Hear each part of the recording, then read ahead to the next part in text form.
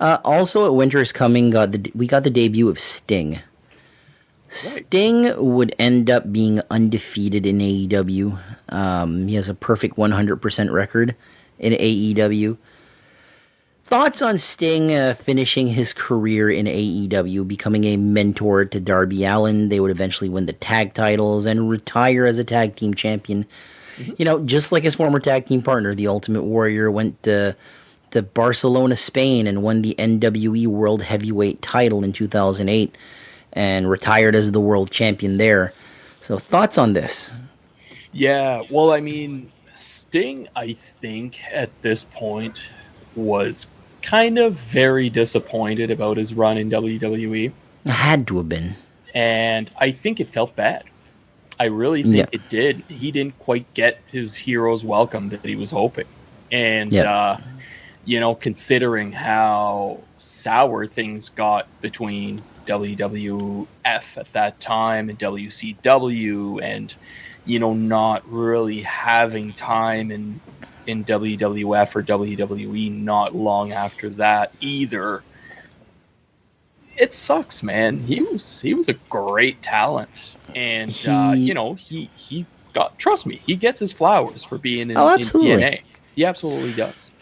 I think they overrate Sting sometimes, in my opinion, because Sting was, anytime that he was given the ball to be the number one guy, they always went back to somebody else, and he'd be in the mid-card. Like, his original NWA World title run in 1990 didn't go great, not because of him. It's because what they gave him, the Black Scorpion and just nothing.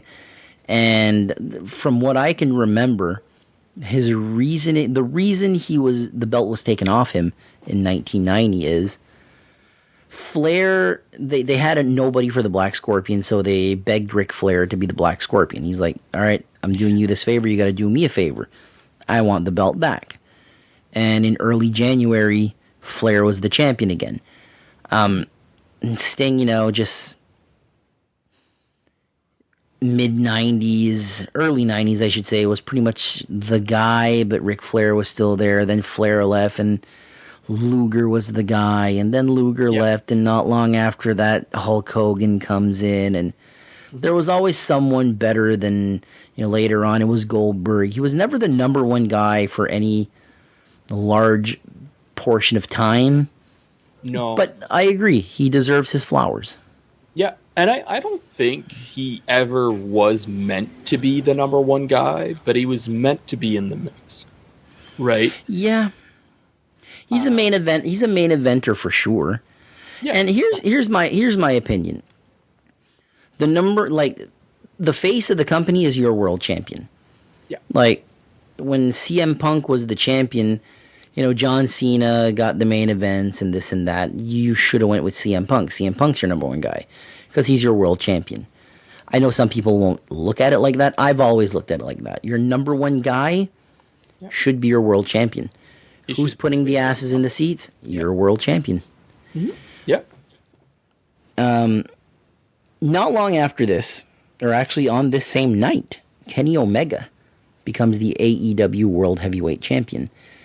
He would go on to be the longest reigning AEW World Champion. He would turn heel. Oh, man. And this would continue the storyline with him and Hangman Adam Page. Yeah, and it was so good. Like, Kenny Omega with, eventually Don Callis. Yeah. Not right away, but yeah, soon enough he would show up. Actually, sorry, he did show up. I believe Callis is the one that gave him... Didn't he hit him with a microphone, or was it the screwdriver? It was, and that's how... Was it the week after? I believe, yes. It was on the... So, Winter is Coming was on the 2nd of December. But then I think Don Callis showed up on the... It was the December 7th or 9th. Okay. Right. They showed up on... I can confirm that right now, actually. I believe they showed up on Impact Wrestling on a Tuesday on December 7th, and then Dynamite on December 9th. Okay. So, yeah, you could see that Don Callis was the guy pulling the strings there, right? Yeah. Yeah. One of the funnier storylines that was starting was the MJF Chris Jericho friends/rivalry. Like, I remember them. The one thing I remember from this rivalry is they're talking at a restaurant and they keep ordering steaks that are less and less cooked. It's like, I'll have it mine medium. I'll have mine medium rare. I'll have mine rare. I'll have mine extra rare. And then all of a sudden they just get a slab of meat that's like uncooked. It was always to see who was the man of the two. Yeah. So we'll get back to them because they would team up. MJF would be a part of the Inner Circle for a little bit. Right. But eventually it would all fall apart. December 30th, 2020, a celebration of Mr. Brody Lee's life. I remember watching that with some people, and you hate these shows because of how emotional it is. Mm-hmm. It makes life really seem real because, you've lost someone. Do you remember this show? I do, and it was very, very sad. Like, you could see that wrestlers were crying while performing. Like, it was dark, man. Like, I don't think it was fully, like, people couldn't really go, like, full capacity at shows yet. Like, it was probably, I don't know, like, I think it was, like, 10-20% of whoever was able to go. Like, it kind of, it kind of took away from it, unfortunately, but it also made it more private. Yep. And I think it kind of, because you know how it is, right? When it's quiet, you're kind of by yourself in your head. The emotions can get to a person. Absolutely. Yeah, it was sad. And actually, I can confirm here, like, their first event, it was 1,080 people, and it was at Daly's Place, still in Jacksonville. Yep. But yeah, it's when you realize that these people are human. Yep. They have friends. They have family. Yep. We saw Brody Lee Jr. actually at this show. Yeah.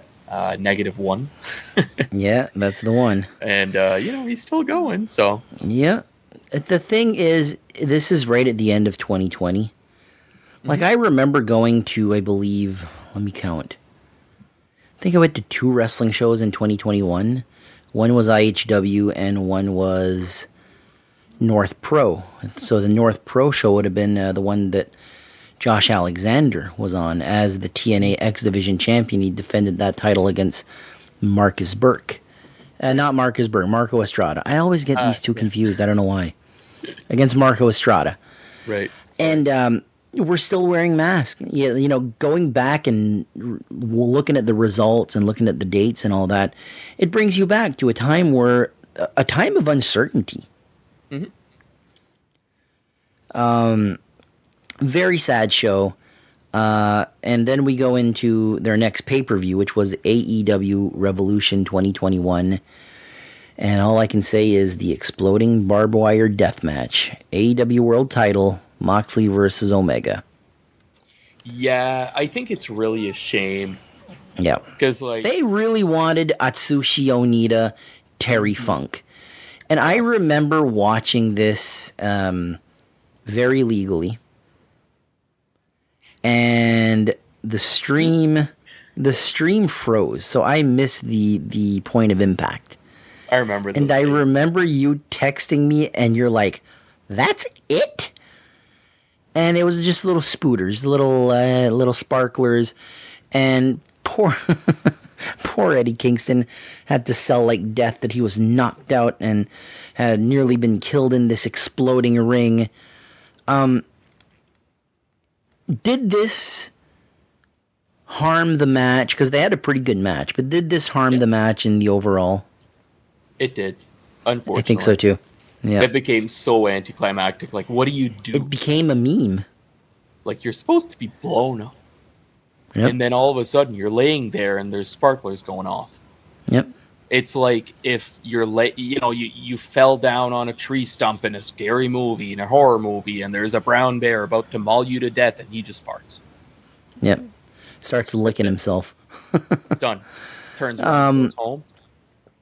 Yeah, I remember, like, it made Botchamania for, like, 10 straight episodes, I think. Like, it was just the most... And I remember the reasoning for that was, like, Kenny Omega had built the explosives and all that. Like, there's a video of him, like, working in a workshop, and he's got the apron, and he's working, and, like, you're not going to believe these explosions, and blah, blah, blah. And Eddie Kingston was like, I was so scared about that, that's why I got knocked out. And Kenny Omega's like, ha, ha, ha, I fooled you. So they tried to play it up like it was on purpose. Yeah. It wasn't on purpose. But, yeah, moving on here, Blood and Guts. The pinnacle. Actually, if you don't mind. So I don't. Right now, like we're looking at, we're in 2021 now. There's one thing that I noticed at this point in time. There hadn't been a Forbidden Door event. That had not happened yet. Keep that in mind. But we were starting to see more performers from New Japan. So at the time, the women's division was wrestling in. It was in Marigold at the time. It was Stardom. Yep. So there was Maki Ito. Yep. There was oh my god, I'm losing the name there. Ryo Sakazaki, I believe. I think so. Mizunami, sorry. Mizunami is not the same person. I don't think so. But yeah, there's a couple of names that you're seeing there, and you're like, huh. Like, I don't remember seeing these people. Like, who are they? And then you look them up. Obviously, you're on your phone. It's the pandemic. Yeah. And you're like, huh, they wrestle in Japan. They must be pretty good to be here in the States, right? During COVID. The thing I remember the most about New Japan and AEW didn't get along at first because you have to realize a lot of the North American talent that worked New Japan up and left New Japan high and dry. They went to a new home. They went to AEW. Yep. Cody Rhodes had been with them. Kenny Omega had been one of their top draws. The Young Bucks had been one. Now he is. At the time, he wasn't. He was here and there. No, he didn't return to Japan for, I believe it was one of the Wrestle Kingdoms. Like, they were done. Like, they were done. But continue on what you were saying.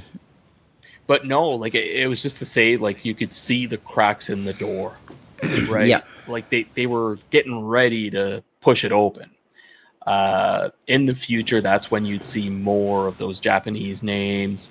You'd be starting to see Ishii more often. You'd be seeing, what's his name? Their murder grandpa. Minoru Suzuki. Suzuki, that's right. And no relation to Nick. No, exactly. Nor Ryan. Or David. But anyway, you'd see him start to team up with Lance Archer, which was his teammate in Suzuki-gun. Yeah. And I never thought I'd see the day that Kazuchika Okada would leave New Japan for AEW. Oh. And I remember talking, it might have been with you, thinking Okada was the ace of New Japan. He was the man. Yep. And they never really recovered from losing him. Like, they had their stable number one guy. And I don't know if it was for the best. And, like, maybe he's getting paid more. Okada's done a whole lot of nothing, in my opinion, in AEW. I think, here's the thing. A guy can get paid as much as he does and have fun as much as he does right now. Why the fuck not, right? Yeah, but Okada in the mid-2010s was considered the greatest wrestler in the world. Yeah. And I think there's still a case for that. Yeah, but you get over that hill sometimes, and You do. you can't keep that up forever. You can't tell me they couldn't have put the world title on him and make it work. In one day, they could have slotted him in. He's been a champion in AEW like most the entire time, but the belts he's carried don't mean shit. Mm-hmm. Do you have the date of when Rampage started?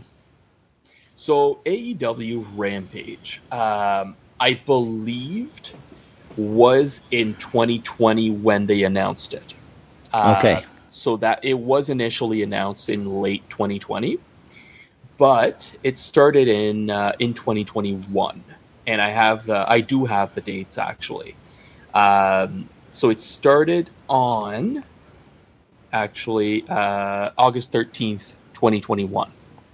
So we'd get into that next year. Yes, we're coming back next year. So let's get into the Blood and Guts match. The Pinnacle is a stable I forgot existed. MJF, Wardlow, Shawn Spears, FTR, this is Cash Wheeler and Dax Harwood, along with Tully Blanchard. They beat the Inner Circle. Inner Circle was Chris Jericho, Jake Hager, Proud and Powerful, Ortiz and Santana, and Sammy Guevara. Yeah. Is this the match where Sammy Guevara took that unbelievable bump off the top of the cage? Or am I thinking of a different one? This is the first one. So this is the one where Jericho took the bump. I believe so. I think Sammy took the bump in the second one. Okay. Yeah. Because they were all wearing matching uniforms, and it was against, I think the Bucks were in that match again. I think so. Yeah. So it wasn't the same one. Yeah. Yeah. Any memories of this? Like, it's been so long, and the memory is very vague, but I remember enjoying these matches. Yeah, well, I mean, if it's not overdone, this is the ultimate, like, it's your, like, hardcore border deathmatch type of match, right? It's War Games. It's their answer to War Games. And the name comes from Vince McMahon. Vince McMahon said, all that blood and guts and blah, blah, blah, blah. And I think, have they had a Blood and Guts recently? I think the last one was the one where, oh my god, the Golden Lovers. Omega and Ibushi? Ibushi was there. Oh, yeah, it was his return. I do remember that. When he slammed himself on his into back, the tacks. Into the tacks, yeah. Yeah. That was a while ago, huh? It was, I think, yeah. Because it started in 2021, and the last one, I'm 2023 right now. 2023, I believe. Yeah. Wow. Yeah. So they're due for one of those. Last thing we're going to mention here: Miro wins the TNT title from Darby Allin. Sorry, 2024. You 2024. Oh, okay, my bad. Again, with this title reign, they changed the colors again. Miro gets a white strap belt, trimmed with green. Thoughts on Miro's reign as TNT champion, because it's the only thing he did well in AEW, and in my opinion, he has the second greatest TNT title. Right, like between Darby Allin and Miro, I think it was the peak of that title. Yeah, absolutely. And honestly, like Miro was one of my favorite characters to watch on weekly TV at that point, even in pay-per-views, because he was so dominant. He had a character. He was the Redeemer. Yep. He was the best man, right? Well, was he? He became the best man. Left. Okay. Yeah, he showed up as the best man. He came out of the cake or something. Because he was at the wedding of Penelope Ford and Kip Sabian. Yeah. And he was the best man, so it made sense. And then he was the redeemer, and he had the submission hold, the game over. Yeah. Thoughts on his run with the title? Oh man, it would have been amazing. I would have seen it go a little bit further, to be honest with you. I felt it was just at the right spot. 140 days is pretty good. Yeah, but I mean, for a dominant champion, sometimes you want to push it. Yeah. But I mean, it depends what storyline you're building, right? So exactly. But honestly, after that, I don't feel like he got what he deserved. He didn't get what he deserved, but also, AEW's not all to blame. If you're not willing to work, and it's like, I don't like that, I don't like this, and you're not willing to work, there's only so much they can do for you. Yeah, I guess that is true. I've heard of that now that you say it. Right. Yeah. So we're going to end it here, like in the year. We're not done yet, but year 3 next year when we come back, we'll be starting at Double or Nothing 2021, May 30th, 2021. To end the video, I want to ask you grading this year of AEW. So from May to May 2020, 2021, 1 to 5, give it a grade.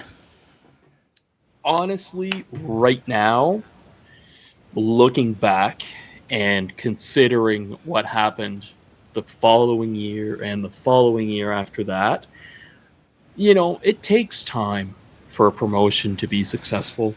Yep. To have everything that it needs. And, I was just chit-chatting with you about who they had signed within the years of 2020 and 2021. And, we just went over one of those names, Miro. Yeah. There was Matt Hardy. Just to name a couple, obviously. I felt like it was going in the right direction. There was Brody Lee, obviously, that didn't quite work out. Those unfortunately, guys are amazing talents. Yeah.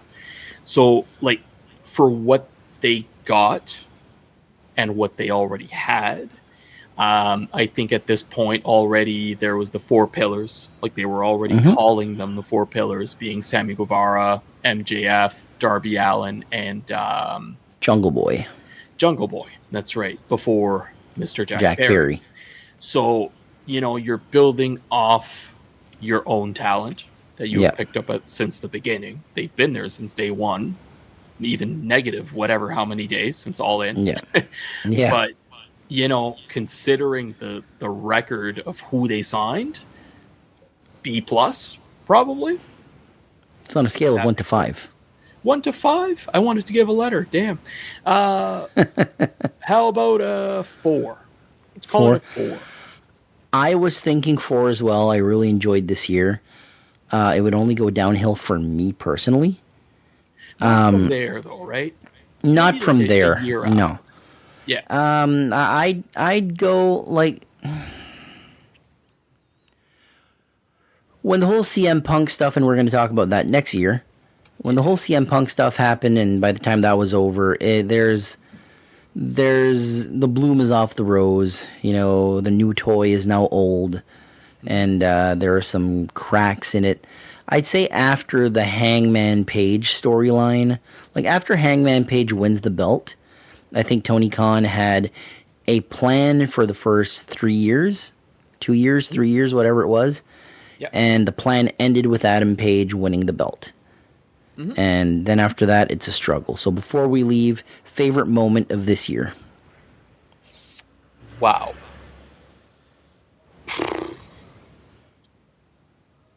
Thinking about it, it was probably the whole thing going on with the Hangman Adam Page and Kenny Omega. Yeah. I enjoyed Kenny Omega in this era. Yeah, I'd have to go with the Darby Allin Miro TNT title reigns because it's the only time the belt was relevant to me. Least favorite moment in this year? Probably the passing of Brody Lee and Cody Rhodes taking the title back. I hadn't thought about Brody Lee, but that's one for me as well. The Cody Rhodes things as well is just, I wasn't a fan of it. and the FTW title being brought out, just unnecessary. So before we go, we do have some shirts for sale. If you're interested, you will see it. You probably saw it at the beginning of this video because I've been putting it at the start recently. So with that being said, thank you very much, Mark. Any final words? No, that's really it. Glad to be on, as always. And, yep. Every week you can hear Mark on the Unofficial Maritime Wrestling Podcast. You can hear my beautiful voice. His beautiful voice. With that being said, thank you all very much for listening, and I will see you next week. He didn't say no.